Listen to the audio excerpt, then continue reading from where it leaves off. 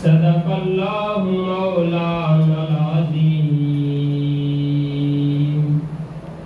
قال اللہ تعالی فی شان حبیبہ مخبرا وآمرا ان اللہ وملائکتہ یصلون علی النبی یا ایہا الذین آمنوا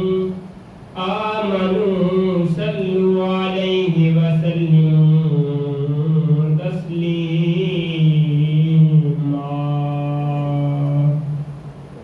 بابا قلم پڑھیے الصلاۃ والسلام علیک یا سیدی یا رسول اللہ وعلی آلک وصحابک یا سیدی یا حبیب اللہ. الصلاۃ والسلام علیک یا سیدی یا نبی اللہ وعلی آلک وصحابک یا سیدی یا رحمۃ للعالمین.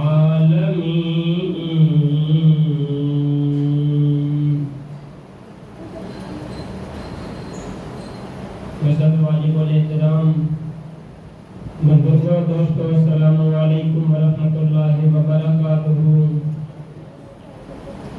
میں اور آپ اللہ رب العالمین کے پاکیزہ گھر کے اندر نماز جمعۃ المبارک کی ادائیگی کے لیے جمع ہیں.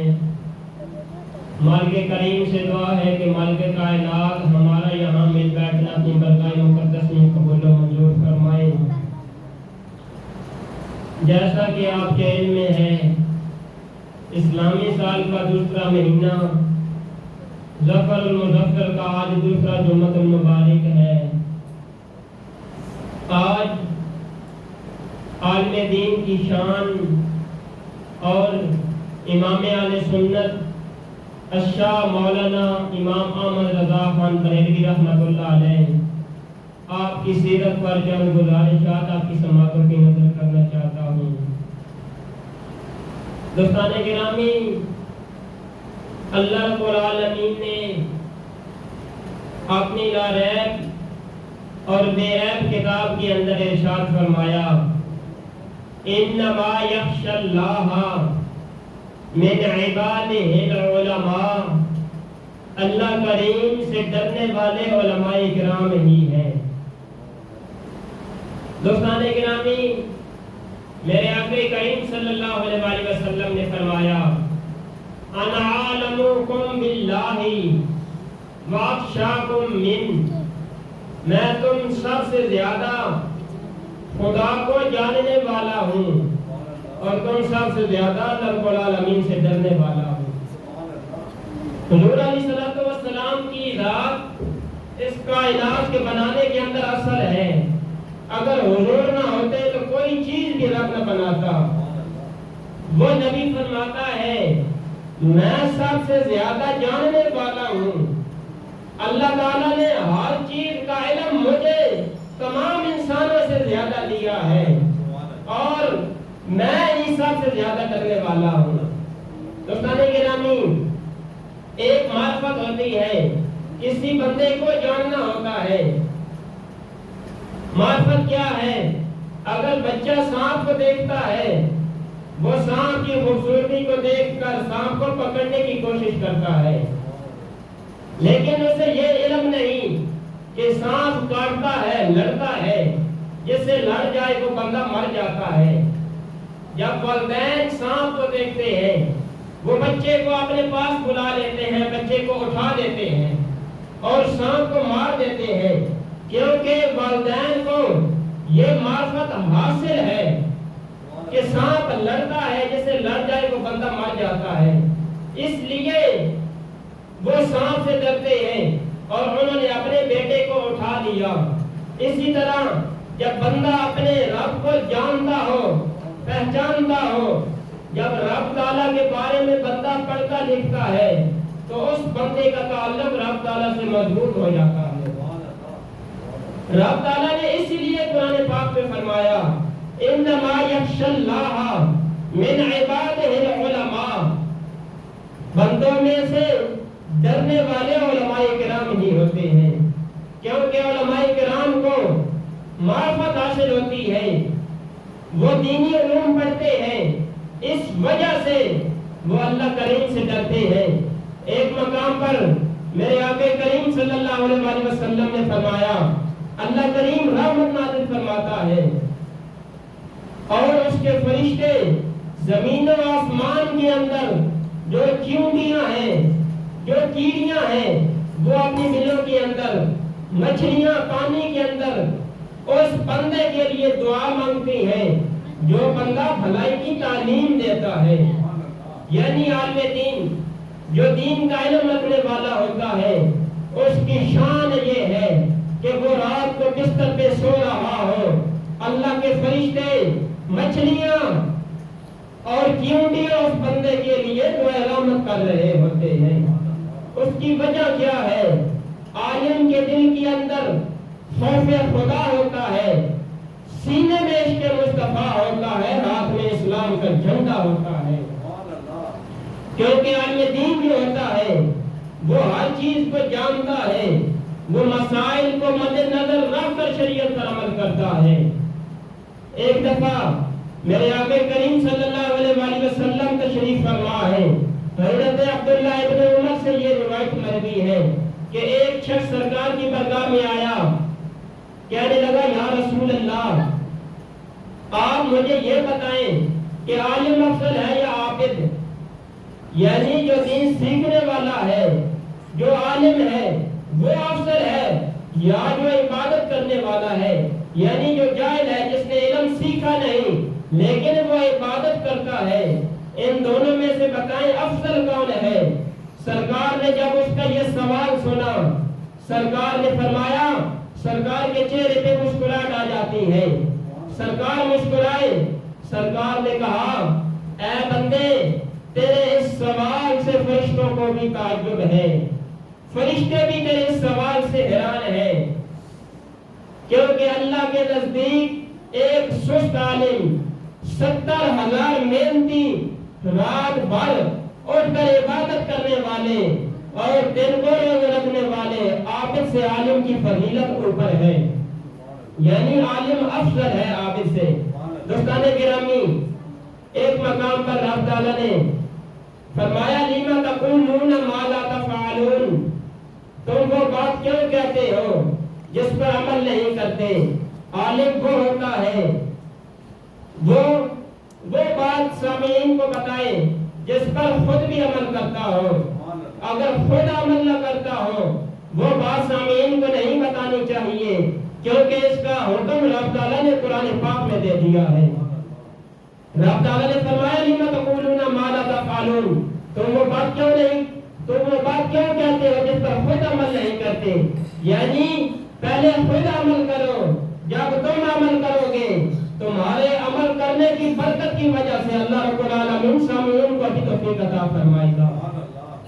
دوستان گرامی، ایک مقام پر میرے آقا کریم صلی اللہ علیہ وسلم نے فرمایا العلماء ورثۃ الانبیاء، جو علماء کرام ہوتے ہیں وہ نبیوں کے وارث ہوتے ہیں۔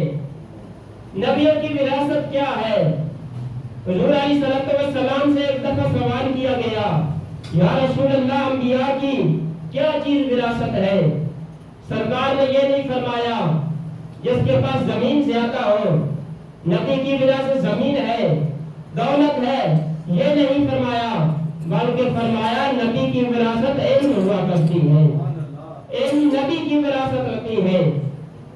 اسی لیے جو بندہ اللہ کے نبیوں کے طریقوں پر عمل کرتا ہے، دین سیکھتا ہے، اس کے بارے میں میرے آقا کریم نے فرمایا العلماء ورثۃ الانبیاء، علماء کرام نبیوں کے وارث ہیں۔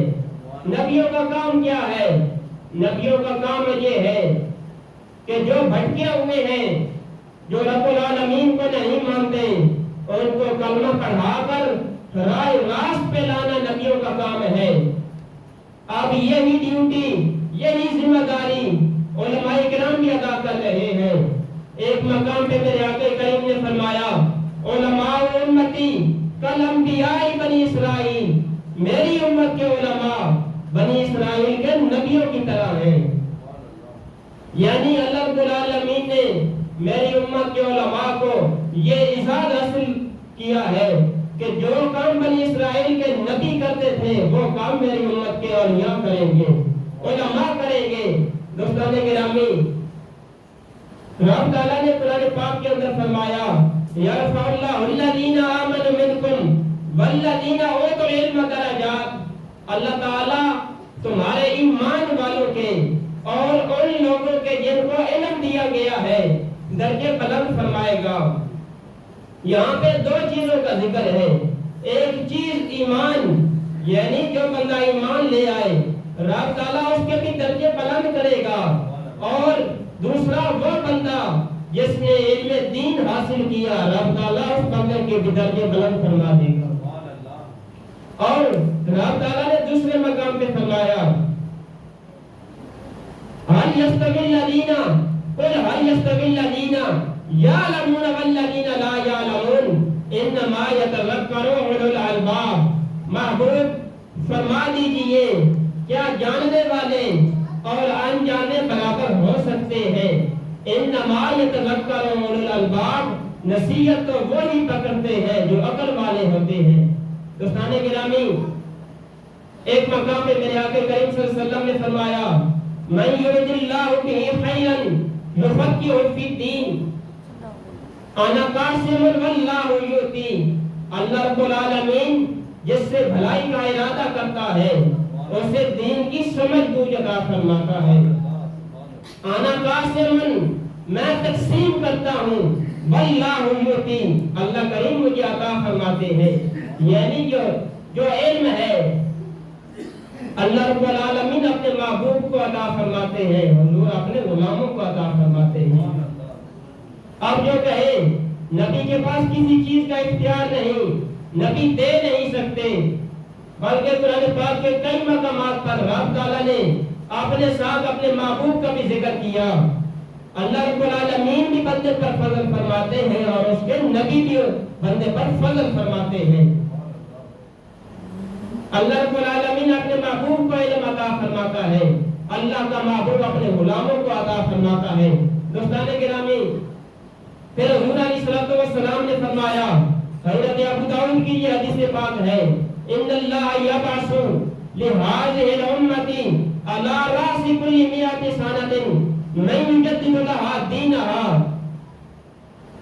جس امت پر، امت کی صدی کے آخری حصے پر اللہ رب العالمین ایک مجدد کو بھیجے گا جو اس امت کے لیے دین کے اندر جو تغیر و تبدل ہوا ہے وہ بندہ آئے گا، اس تغیر و تبدل کو درست کر کے رکھ دے گا۔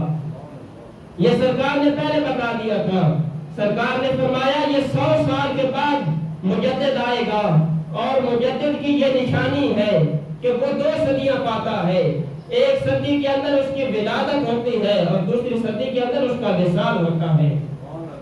دوستان گرامی، اور حضرت شاہ احمد قادری بدر الدین آپ اس کا معنی لکھتے ہیں کہ مجدد ہماری زبان میں اسے کہتے ہیں جو امت مصطفیٰ کو احکام شریعہ بھول جائے۔ جو مجدد آتا ہے وہ احکام شریعہ امت کو یاد دلا دیتا ہے، اور جو مسائل بھول جاتے ہیں، جو حضور علیہ السلام کی سنتیں مردہ ہو چکی ہوتی ہیں، جن پر لوگ عمل کرنے کے لیے تیار نہیں ہوتے، جو مجدد آتا ہے وہ ان سنتوں کو زندہ کر دیتا ہے تاکہ لوگ حضور علیہ السلام کی سنتوں پر عمل کریں۔ دوستان گرامی، مجدد حضرت مولانا شاہ احمد رضا خان بریلوی رحمۃ اللہ علیہ، یہ اہل سنت کے مجدد ہیں۔ یہ آئے، ان کی پیدائش ہوئی 10 شوال 1272 کے اندر، یعنی 14 جون 1856 کے اندر۔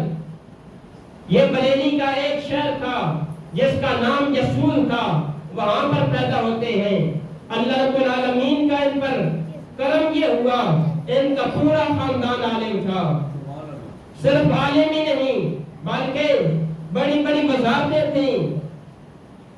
امام احمد رضا خان بریلوی رحمۃ اللہ علیہ کے جو دادا جان تھے، ان کو لاہور کے اندر شاہی محل محل ملا، یہ بہت امیر خاندان تھا۔ پھر آپ کے والد نے بادشاہی کو ترک کر دیا، صوفیانہ رویہ اختیار کر لیا، اللہ اللہ شروع کر دی۔ جب اعلیٰ حضرت کی پیدائش ہوتی ہے، آپ نے کیا دیکھا؟ آپ کے دادا جان لکھتے ہیں مجھے خواب میں زیارت ہوتی ہے کہ ایک نور طلوع ہوا ہے۔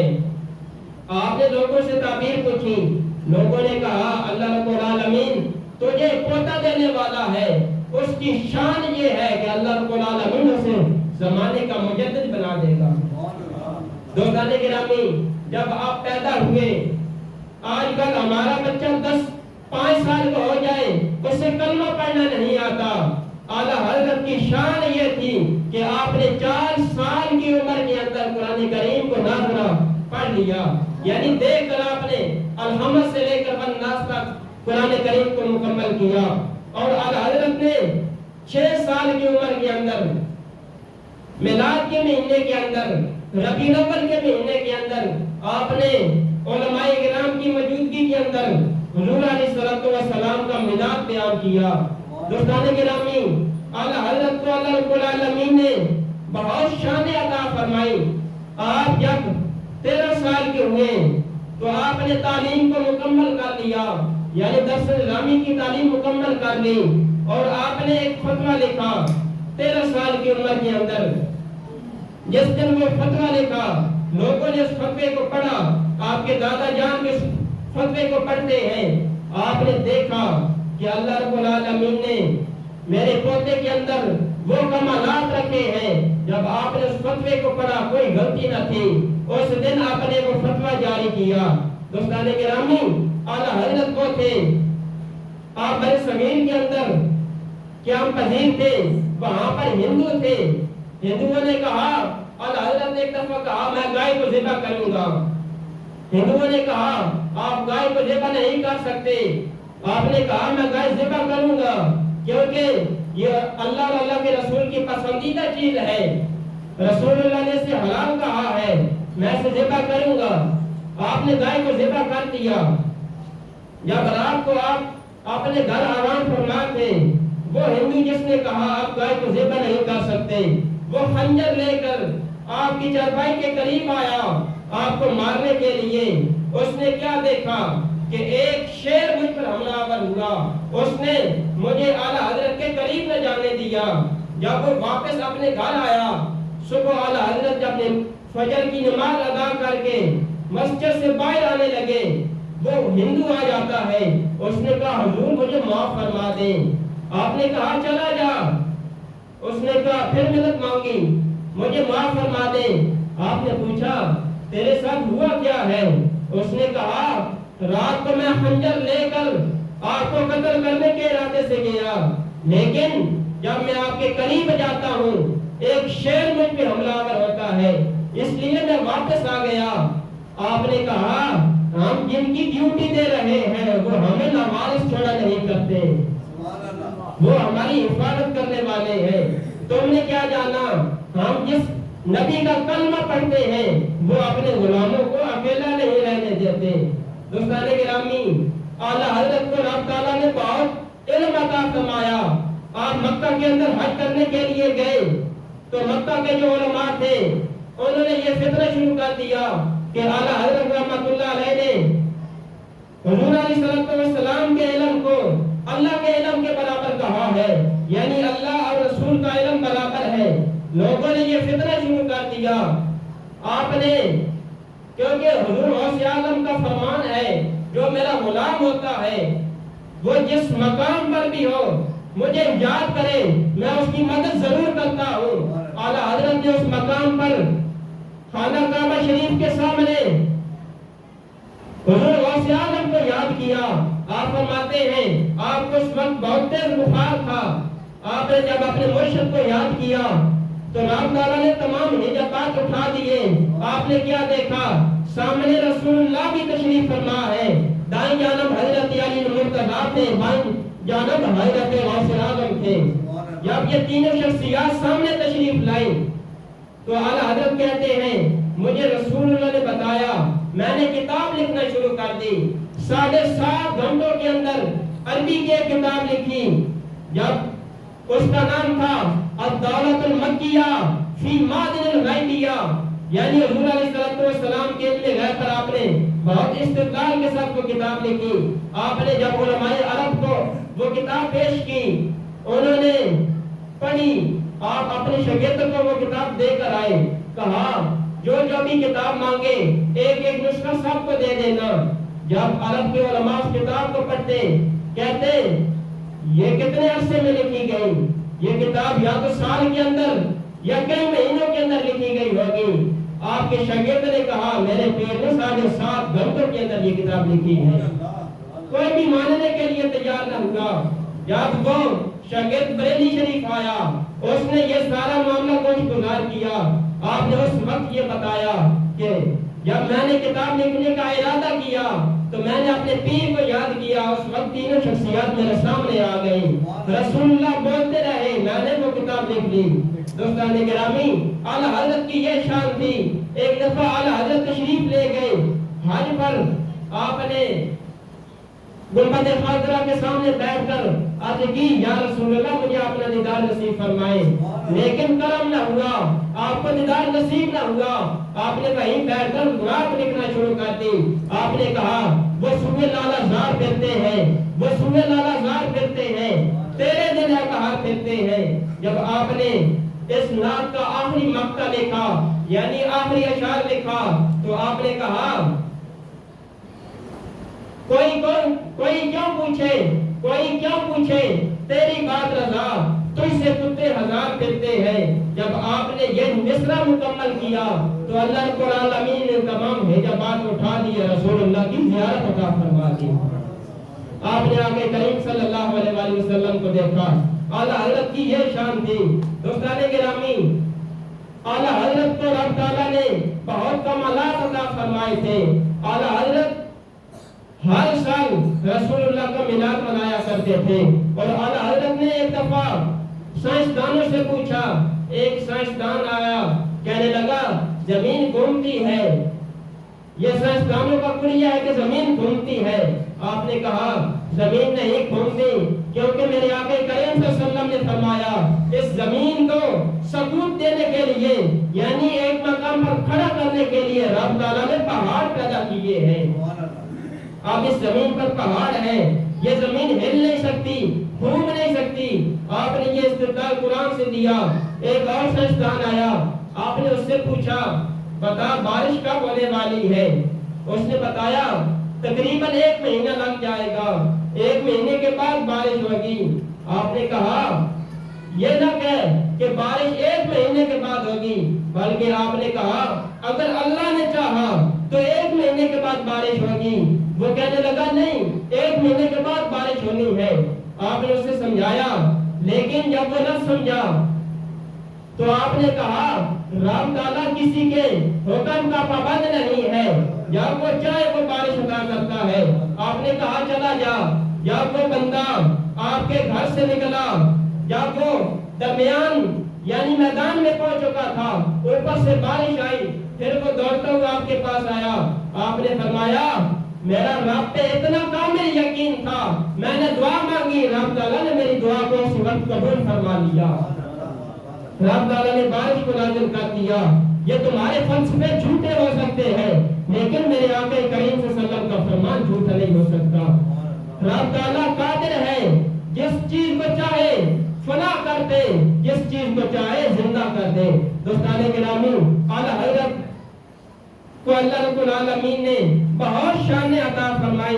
اعلیٰ حضرت رحمۃ اللہ علیہ نے اپنی زندگی کے آخری لمحات کے اندر آپ نے یہ کہا جب میں وصال فرما جاؤں تو میری قبر کو میرے قد کے برابر کھودنا ہے، یعنی اتنی ڈوگی میری قبر کو کشادہ رکھنا ہے۔